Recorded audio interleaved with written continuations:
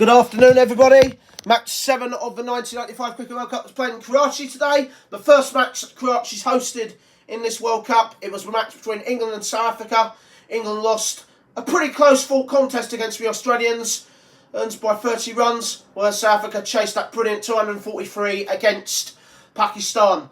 The pitch at Karachi was slow and quite low, inconsistent bounce. Pitches have been quite slow here in Pakistan and quite difficult to bat on, to be honest with you.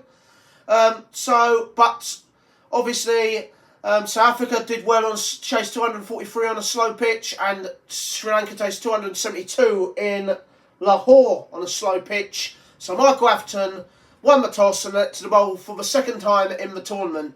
He felt that, you know, if he could get some movement early on and restrict South Africa to under 250, then his side would have a chance of chasing the runs down, which they didn't do against Australia.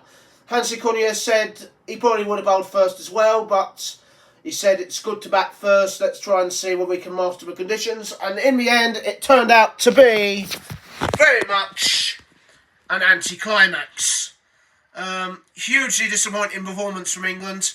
I thought the pitch was a little bit inconsistent. It wasn't the best pitch in the world, and the conditions were very difficult for both teams early on. South Africa, a little bit underwhelming with the bat, but you'll see the difference with the batting between these two sides. 230 all out off the final ball of the innings. They were all out off the final ball of the innings, but as you can see, they all got starts.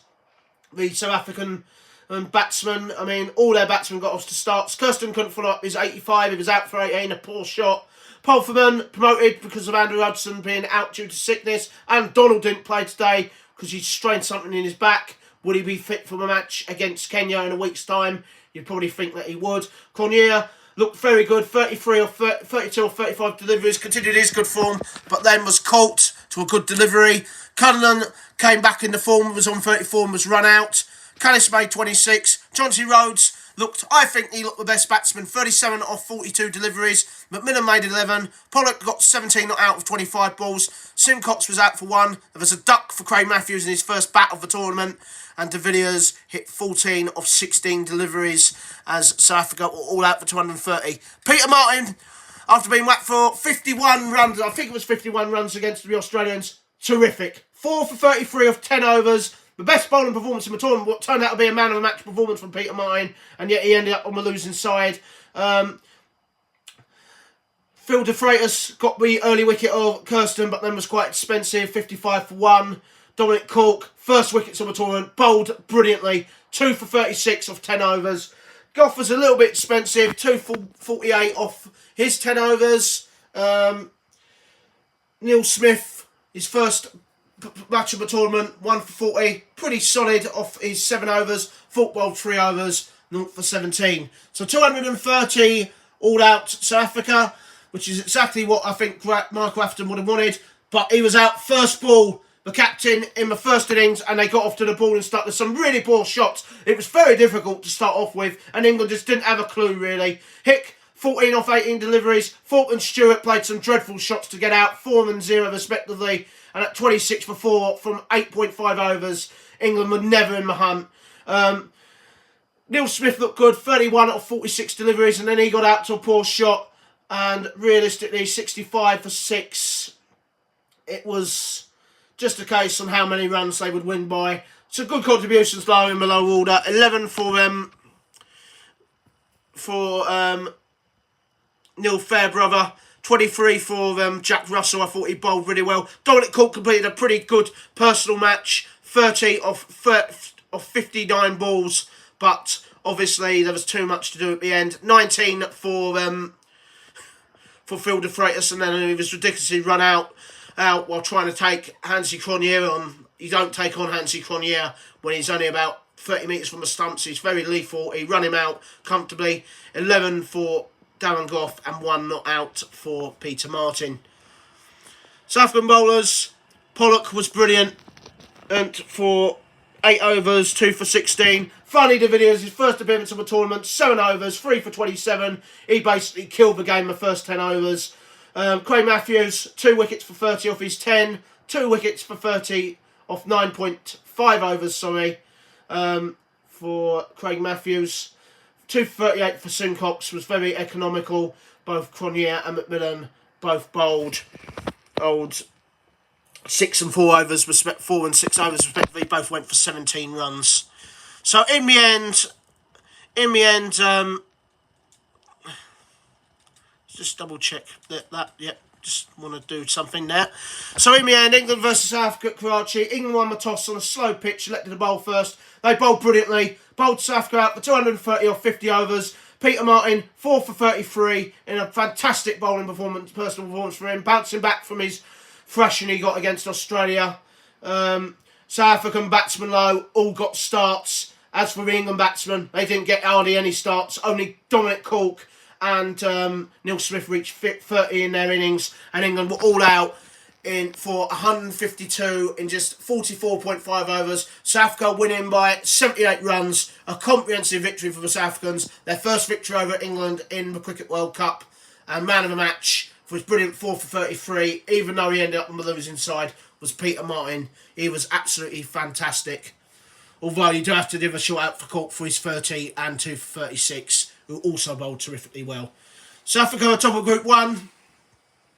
2 wins out of 2. Match against Kenya in a week's time, so they've got a week's break now.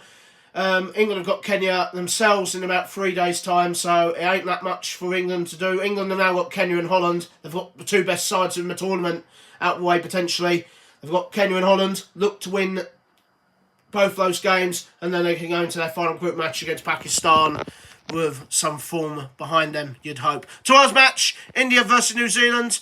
New Zealand looking to keep up their full 100% record in this World Cup after their professional performance against Zimbabwe. India looking to bounce back after their disappointing defeat against Sri Lanka, where Sri Lanka just absolutely whacked them out of the game. Let's have a look at the star players. They've all had pretty good games, both England and, apart from Graham Hick, obviously, who only hit 14. India versus New Zealand. Obviously, those 2 teams have met in World Cups before. 1 win apiece, and both in World Cup quarterfinals as well. It's the first time they've ever met in the group stage of a World Cup. Let's have a look. Graham Hick, average now down to 49.